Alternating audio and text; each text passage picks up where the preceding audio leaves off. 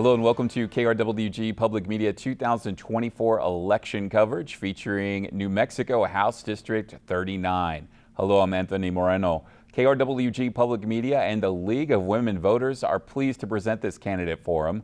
The rules for this forum are the candidate will have 90 seconds to answer each question and should not mention the opponent in the answer. Also, some residents in our region have submitted questions to KRWG Public Media at our website and at station engagement events. We'll be including those in this forum. My co-moderator for this forum is Kathy Brook with the League of Women Voters of Southern New Mexico. We now welcome District 39 Democratic candidate Gabby Begay. KRWG Public Media invited incumbent Republican candidate Luis Terrazas to attend this forum. He informed us he was unable to attend. Let's start with the first question. Candidate Begay, why do you want to run for this seat? Thank you so much for having me here. So I want to run because I feel like I could represent District 39 better. I'm a school teacher. I live paycheck to paycheck as a school teacher, and so I know the real struggles that people have in District 39. As I've gone door to door, some of the common themes are quality and affordable health care. People want their kids to have a quality and good education, and they want to keep government out of doctors' offices. And so those are the reasons why I'm running for this seat. Okay, thank you very much. If elected, what are your highest priorities? So my highest priorities, as I said, with talking with voters, one of the big things on my list is paid family medical leave. People shouldn't have to choose between, working and caring for a loved one. So that's a high priority of mine. Continuing to fund education, pre-K, public schools, higher education. Trying to retain doctors in rural New Mexico is real hard right now. And affordable housing. I've been talking to members of the community, attending different community events. And so things that have been talked about are, tiny homes, public land trusts, and things like that, behavioral mental health support. So those are some of the big priorities for me. All right, we'll move on to the next question. This has to do with public safety. What can state lawmakers do to address violent crime and property crime in New Mexico? Thank you for the question. So yes, it is a big issue right now, especially in House District 39. I do have my undergraduate degree in criminal justice, and so working with police officers and the DA's office, but those violent offenders really need to be held accountable. We need to look at pretrial detention and judges having more training to be able to work with the DA's office to address these violent criminals. And prevention, I think that starts in, as a school teacher, talking with kids. But public safety is a huge issue. Also giving police officers the tools and resources they need. If they need additional training, it's just like me, like I said, as a school teacher, we can't teach without pencils and paper. Cops need the resources they need to be able to do their jobs. Okay, thank you. What do you feel the state legislature can do to improve mental health services? Thank you for the question. So about a decade ago, a Republican governor pretty much dismantled our mental health services. So we're starting to rebuild and continue to rebuild, but as a state legislator, I would bring more funding. I talked to a mental health professional about 3 weeks ago when I knocked on her door, and I said, well, what can I do to help you? She said, we need more funding. And so I'm seeing it as a school teacher in my classroom. These young kids are coming to us with more and more problems. And so we need to funnel funding to these rural communities, making sure that these providers are getting their reimbursements in a timely manner and giving them the resources they need as well. We talked a little bit about telehealth, and they said that's good for some rural areas, but nothing beats that person-to-person connection. And so they just said really helping with reimbursements, getting them in a timely manner, and just more additional funding to hire more staff. Thank you. All right, our next question is a question from the community. What reforms would you support to improve New Mexico's educational ranking? So I'm a school teacher, and let me tell you, teaching is happening every day in those classrooms. Teachers are teaching at grade level standards. But I think it goes back to more consistency at the state level. We've had a public education secretary, a lot of turnover. And so going back to local control, I'd like to reinstate, along with my colleagues, there was a bipartisan effort last session to bring back the State Board of Education, which would give representation to communities all over New Mexico, so they'd have a voice in it and they would work with local school boards. And so as a school board member, I think local control is extremely important, but we also need consistency at our state level with the State Board of Ed. Our state has done a phenomenal job, investing in literacy and reading, but I think we need to also look at math and science. We need to invest in those programs too. That's where I'm seeing the lowest test scores as a teacher, as a school board president, and it's not just in our area of the state, it's all over the state of New Mexico. And so really making investments in math, it would be a good way forward. Thank you. Thank you. If elected, how do you plan on addressing substance abuse in New Mexico? Substance abuse is a huge issue, and I think about, again, starting in prevention with the early intervention with kids. I think DARE programs are a great way in our school districts, but I also think drug courts are very helpful in this way to address substance abuse. In Grant County, we had a substance abuse treatment facility, but there was no funding for it. So continuing to fund those programs that we know help these people is going to be a huge priority for me.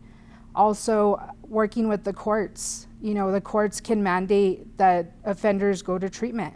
And I think that we really need to help our judges in that avenue, being able to say, hey, we want to help you. We don't want to incarcerate you. We see you have a substance abuse disorder. How can we help you, and mandate treatment? But in order to be able to mandate treatment, we need beds and facilities to house people. So as a state legislator, I would bring funding to House District 39 to make sure that happens.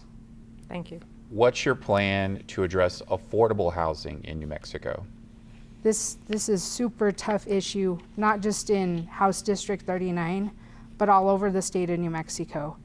And so I recently attended a Will Lunch and Learn program in my community. And so there was a Crooked Forest Institute that was there, and they talked about, affordable housing, small dwellings. And so they're actually gonna fund a program in the Mimbres Valley and create a community land trust, and people are gonna be able to help build their own homes. And so I really liked that approach. I've also met with people in our community in manufactured homes. Big corporations are coming in and buying these properties and raising the rent on these people. And so I talked to a woman in my community. She invited me over to her home and to explain all these issues to me. And then I also attended a documentary that was showing at the local theater on housing, and it's happening nationwide. And so we're really having to go against these big corporations that are coming in, but also working with municipalities, the County Commission on Zoning, because there's a lot of zoning and red tape for tiny houses to be allowed within city limits. So really looking at things like that. And as a state legislature, again, bringing funding to these communities for housing problems. Thank you.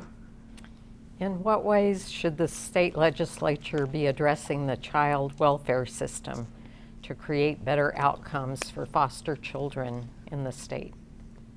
Thank you for the question. My parents were actually foster parents for about 6 to 8 years. And so we had a lot of different foster kids come through our home. But it's a big problem, and it's sad. As a school teacher, I see this every day. When we see something, we have to call the hotline and report these things that are happening. But I think there needs to be a systems reform with child welfare. We also need to make investments to have more social workers. Their caseloads are humongous.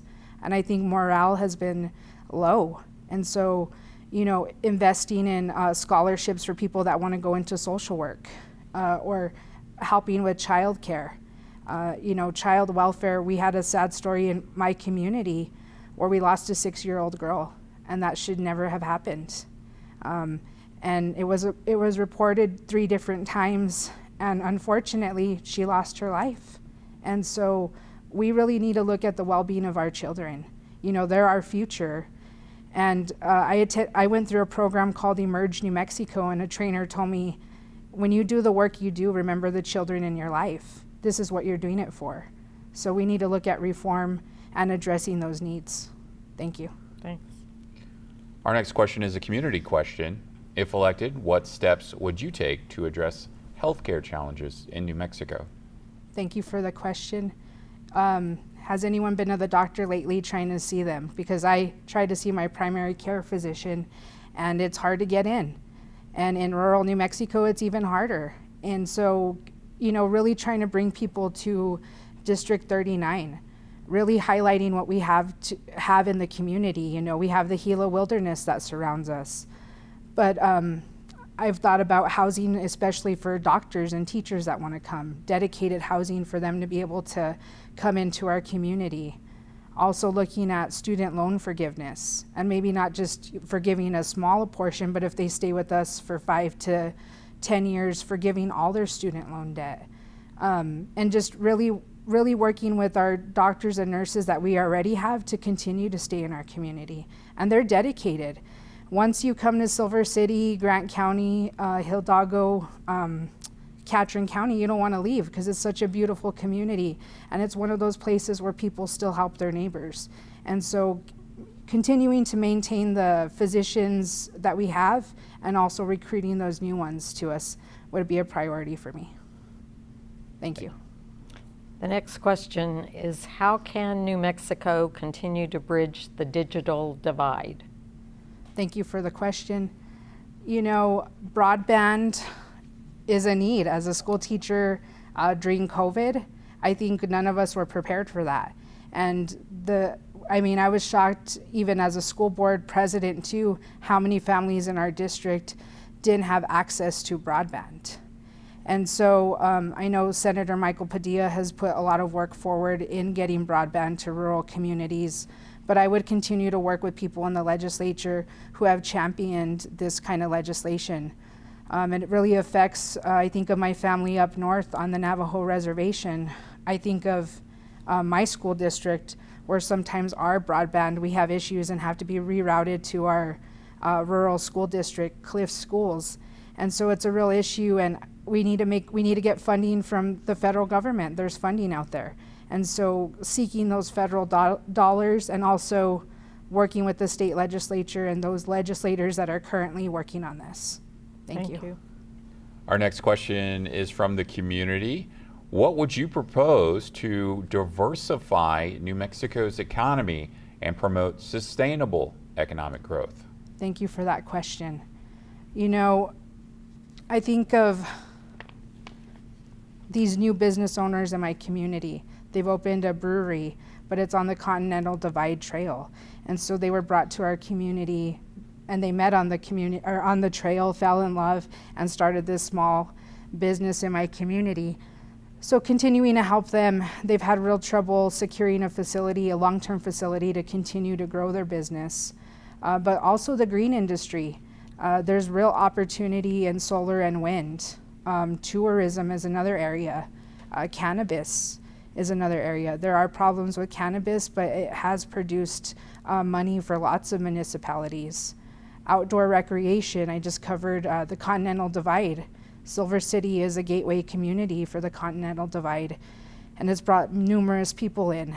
I also think film, we have another opportunity there to diversify our economy. Okay, thank you. What's your plan to address the growing rates of food insecurity in our state? Thank you for the question. As a school teacher, I see this in our schools. It's unfortunate. We have backpack programs that we do, but we really need to get money back in our hardworking families' pockets. I think we should be looking at direct cash rebates to families. We need to be looking at increasing the child tax credit, and really honing in on what these families need. They should be able to provide for their kids shoes and food, but really looking at the root causes. They're hardworking families, and we need to be able to put money back in their pockets. So that's how I would address food insecurity. Thank you. How can the state legislature address water issues in an increasingly arid state? Thank you for the question. So in House District 39, the Gila River runs through my district.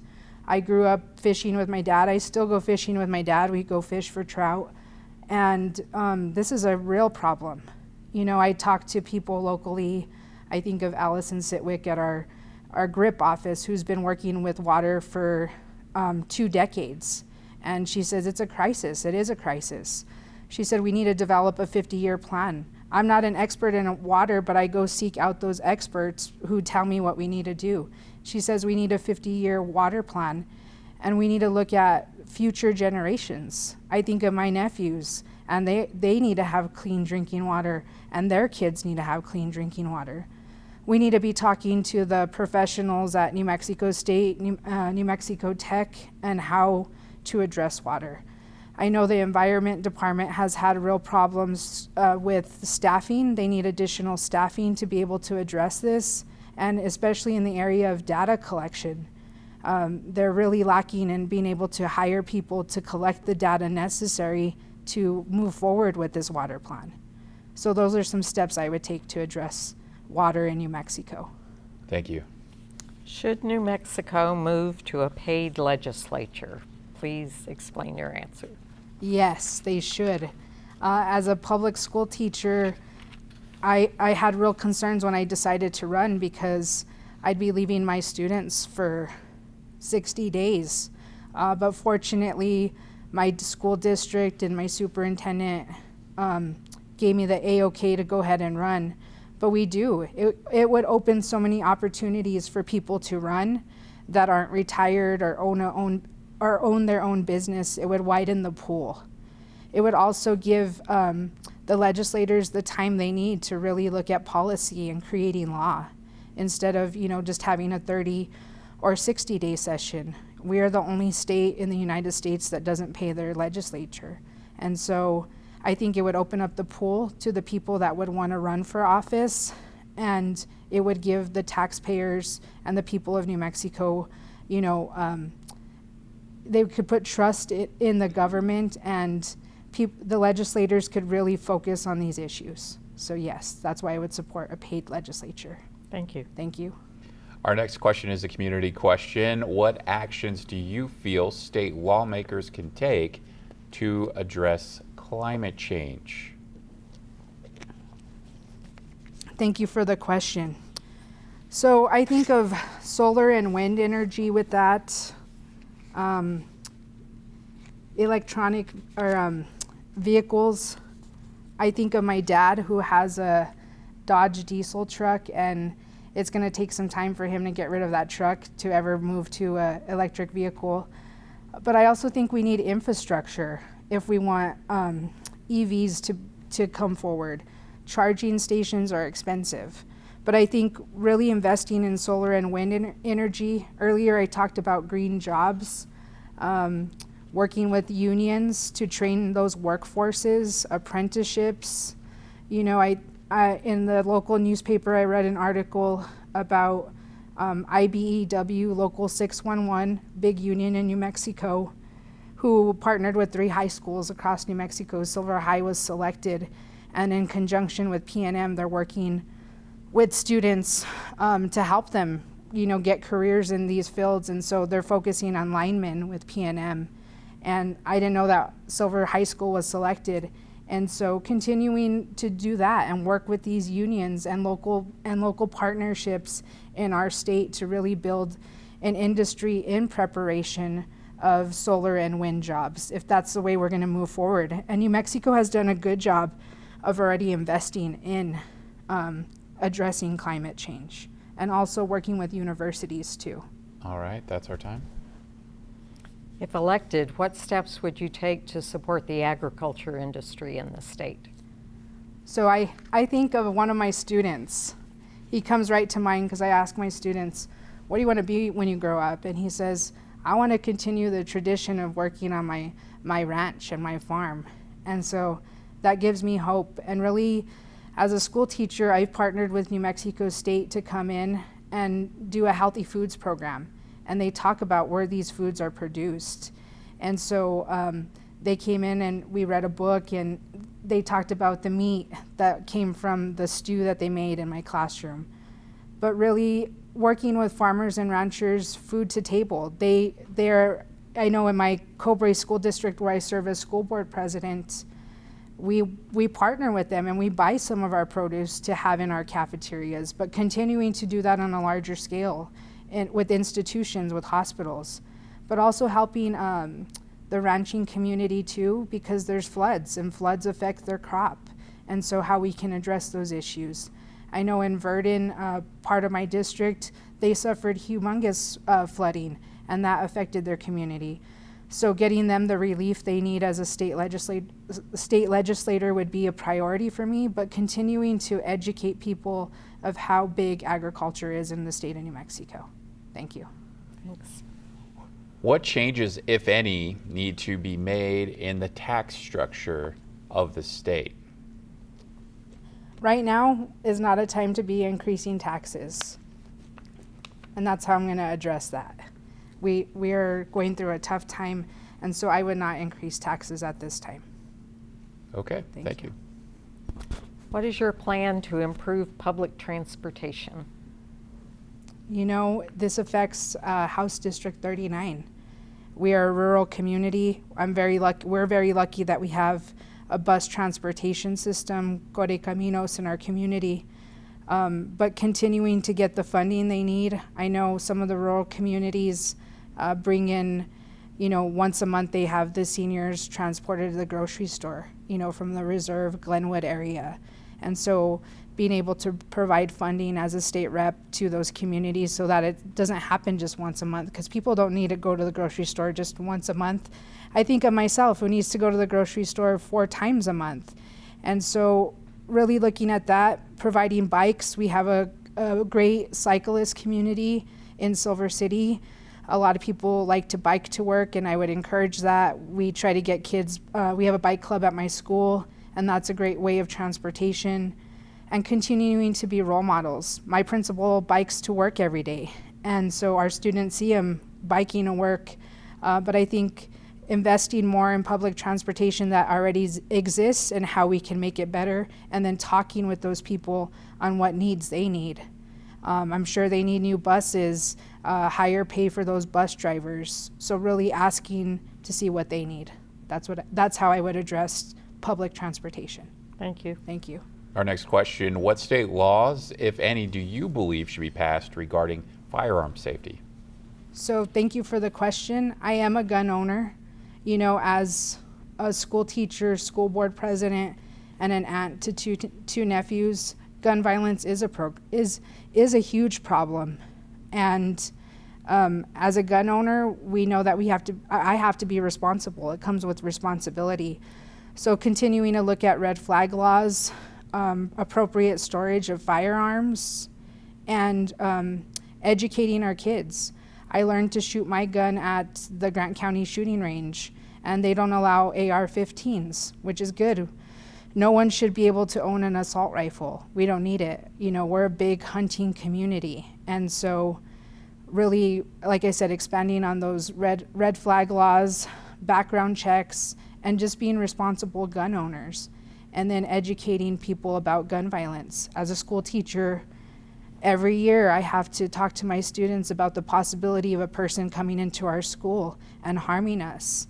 And that's a tough conversation to have with 6-year-old children. And so continuing to educate kids appropriately about it, and as a gun owner, being responsible with my gun. Thank you. All right, we're going to move on to our final question. How do you feel New Mexico can strengthen outdoor recreation?